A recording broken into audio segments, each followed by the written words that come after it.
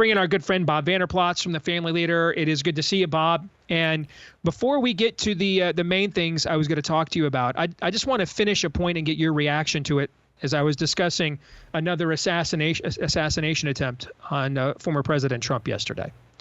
And I think I've been justifiably critical for how the pro-life industry / movement has completely fumbled the post-Roe world since the fall of Roe, and either just cannot be equipped to fight this at the state level, or just simply doesn't want to, because it decentralizes the process from D.C., where they control all the purse strings. And it is a case-by-case basis depending on which of these groups and organizations we're talking about. All right.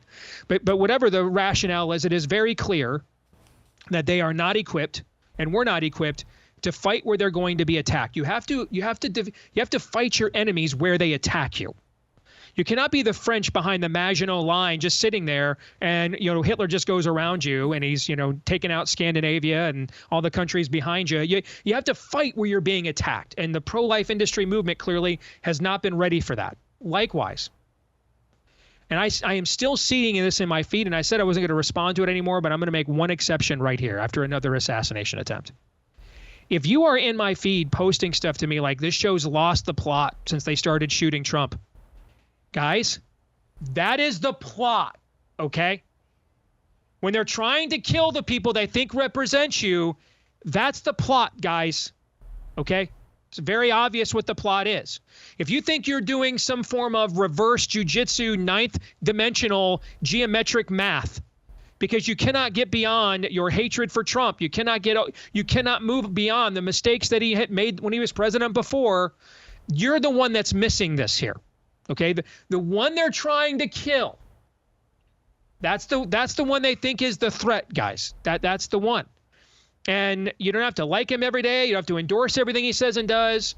But you cannot be like don't be like the pro-life movement and industry.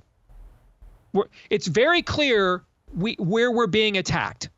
They're trying to kill that guy. Okay, they're trying to kill that guy. Somehow a convicted felon with a 20-year rap sheet acquires an AK-47 and just happens to know what hole the president is going to golf on a day that isn't even on his private schedule. Okay. Somehow the math club kid who couldn't do one chin-up in school goes full Peter Parker in full view of the Secret Service and gets a headshot. Come on, man. You're the ones that have lost the plot. You are what you accuse the Trump cult of being. You're the cult. You're the ones who are missing this. It's right in front of your face. Right in front of your face. You are making the same mistake the pro-life movement makes. You need to be willing to fight where your enemy is attacking you. And through him is where we are being attacked. And I just wanted to state that before we move on. Bob, what are your thoughts? Well, I think it's without question. Matter of fact, my father-in-law used to put it very simply. He would say, there's no reason to shoot a sleeping dog. You take a shot at somebody that is a threat to you or that's on attack. The reason they're going after President Trump, without question, he disrupts their complete narrative, their worldview. He's not perfect. Obviously, he's not a perfect guy.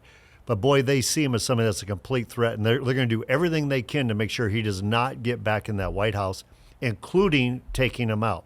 And you're right, what happened in Pennsylvania, it just happened at Mar-a-Lago as well. I think, Steve, you're spot on here. Regarding the pro-life movement, they weren't ready to win. They were not ready to win. They need to get on a message and then get on attack as well. And why life matters and a culture of life wins versus running away from this. So I think you're exactly right. By the way, breaking from ABC News, they're saying that Ryan Wesley Routh, the attempted assassin, spent 12 hours surrounding Trump's golf course without being confronted. 12 hours. There's a lot of questions that need to be answered. Once again, it seems like every time we do one of these, it's like there's a lot of questions to be answered. When you see somebody go up on a Morton building, a tin roof, who's got a clear shot at the president, everybody's going, there's a lot of questions that need to be answered. How in the world do you go around Mar-a-Lago that many times without at least being detained for questioning about what are you doing? Then there are subtle attempts to take him out. And we saw one of these, I think, yesterday. It was trending all over political media and on X yesterday. And the Register's Iowa poll, which is the Bloomberg pollster, Ann Seltzer, has a renowned reputation, somebody you and I have known for many years, okay? But this poll she put out yesterday of Trump only being up 4 in Iowa is complete and total junk. And I'll prove it to you. In her own crosstabs, she has Trump winning independents by 5 points. All right, independents are the largest voter bloc in the state of Iowa, by the way. They're about 42% of Iowa voters are independents, okay? So she has Trump winning that block by 5 points. She has Kamala minus 11 favorable. She has Kamala only with a 42% approval rating in her job as vice president. Okay, so she's underwater herself on both a professional and personal metric. Trump is going to win independents by 5 points. And somehow she produces out of those findings, those are her findings, I'm quoting her own poll. Out of that poll, she comes up with a top line result that in an era when we have more registered Republicans than we've ever had in Iowa history right now, over 700,000 of them, Trump is only going to win the state by 4 points. That is simply not possible. He could win the state by only 4, okay?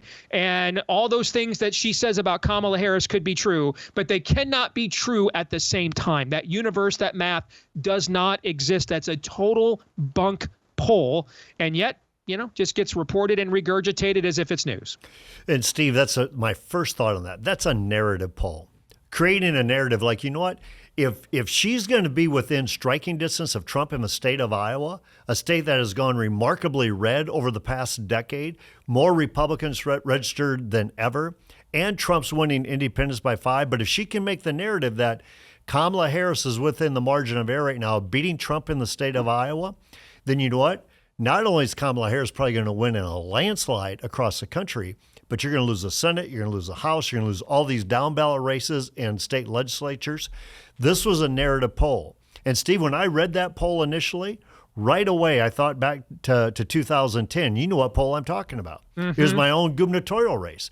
I was saying I was going to get beat by 29 points. Why? That was a narrative poll. And the reason they didn't want me being governor is because I said on day one, I'd issue an executive order that restores marriage between one man and one woman until the legislature votes differently or until the people of Iowa vote differently. But a court doesn't get to make this decision. They wanted to make sure I had no place close to that thing. They're doing the same thing now. So they may not be the shooter outside of Mar-a-Lago. They might not be the kid climbing up a Morton building. But here they are. They're putting out a narrative poll, and that's all it is, because none of the crosstabs add up to her only losing Iowa by 4 points or potentially winning Iowa. To me, that is ridiculous. It needs to be called out for what it is. And this is why the average American says, I don't have trust in the media. I don't have trust in these polls. I don't have trust in the elite. And that's why Trump is more and more of a threat to them, because he challenges their narrative. That brings us to point number 2 I think we should discuss. And that is whether or not Trump should agree to another debate. Kamala, it came right out after the first debate last week, said she wanted another one, which I don't really believe. I think they know that Trump doesn't want another one, and so they just said that. But there's a lot of debate right now on the right, people whose opinions I respect, by the way, who have strong takes on this on both sides. One group says, hey, don't walk into any more ambushes. Take your case directly to the American people. I see the logic in that. Another group says that this is still the largest audience of potential voters that we can get access to, and we're going to be badly outspent here down the stretch over the year on this campaign, and we can't turn it down. I certainly understand that. I mean, I'm just going to tell you, man, if I was advising the former president, I don't know what I'd recommend. I can see this both ways, but where do you come down on this? Well, I'm with you. I see the logic of both cases to be made, but I definitely come down the side of he needs to do another debate. Whether it was ABC News and being 3-on-1, we get that. But you know what? That should not be a shocker or a surprise to anybody that it was 3-on-1 when you're going into ABC News. The thing is he needs to control that debate. He needs to control the moderators. He needs to fact check the moderators as well as Kamala Harris. He needs to show that he's president. I believe she got an incredible bump out of that debate. Now, is it going to be the thing that's going to determine the election or not? I don't know. but it definitely forces a lot of images in people's minds who are going to make the determining factor on election day, whether Trump gets to be president or Kamala gets to be president. And Steve, what I saw in that debate, Kamala didn't scare me about just being Kamala one term.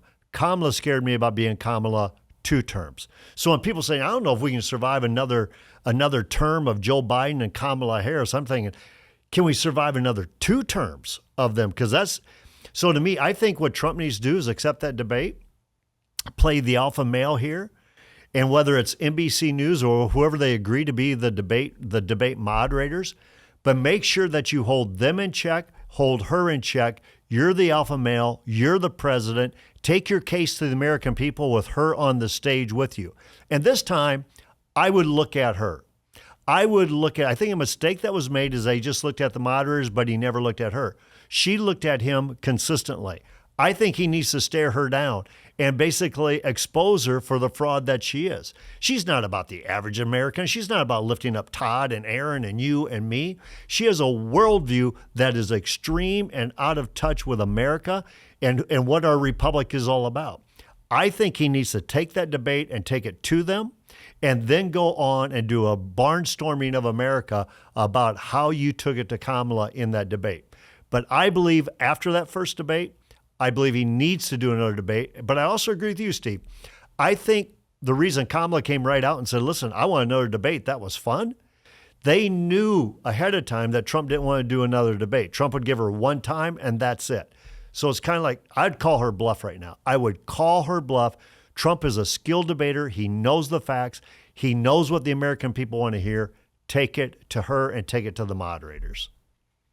Finally, we had 2 of the most high-profile, popular athletes in America today come out last week. Pat Mahomes, quarterback for the 2-time reigning Super Bowl champion Chiefs, and then Iowa's very own Caitlin Clark come out last week and say, hey, our job is not to be endorsing candidates and getting involved in partisan politics, but to, make people aware they can register to vote, have their voice be heard, et cetera. Kind of a position we heard a lot in the 80s and 90s before everything had to be a culture war. But they're also being criticized by people on both sides. People on the left are like, hey, get with the program here and promote, our agenda. And people on the right are saying, listen, man, we're in a war right now and don't have time for neutrality. So what do you think? Well, first of all, I think Caitlin Clark is exceptionally refreshing in a Taylor Swift world, a Steph Curry world.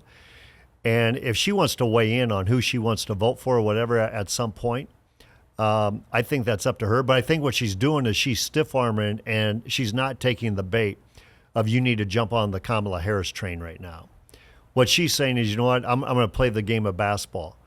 What I like about Caitlin Clark, Stephen, what I want to talk to you a little bit about Caitlin is that not just because she scored 35 points last night, not just because she broke the rookie record, not only because she's changed the game of women's basketball, but as I told our team today, if you walked by her on the street and you did not know she was Caitlin Clark, you did not know she was the MVP of collegiate basketball and she's changed the game of professional basketball, you would never look at her and go, I bet she's just an outstanding basketball player.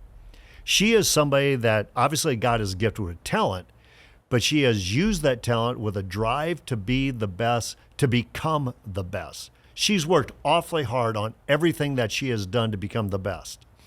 2 is she makes those around her a heck of a lot better. I watch those highlight reels and I see what she does with her teammates.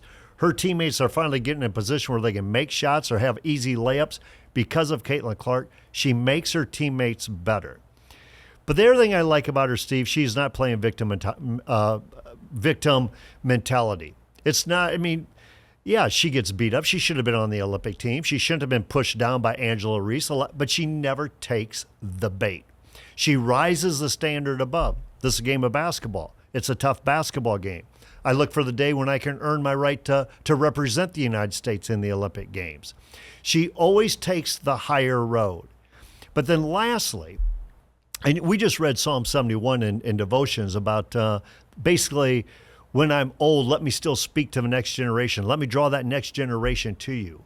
When you listen to Caitlin Clark, she's always about those little girls watching her in the stands. I want those little girls to understand they can do what I do, that they can break my record.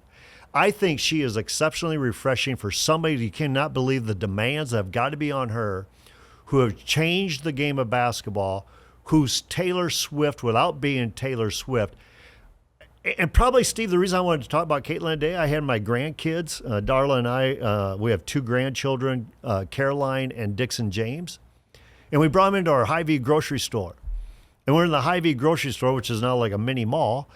But I saw a Caitlin Clark jersey, and I showed my 4-year-old Caroline. I said, hey, you recognize this jersey? And right away, this 4-year-old said, that's Caitlin Clark.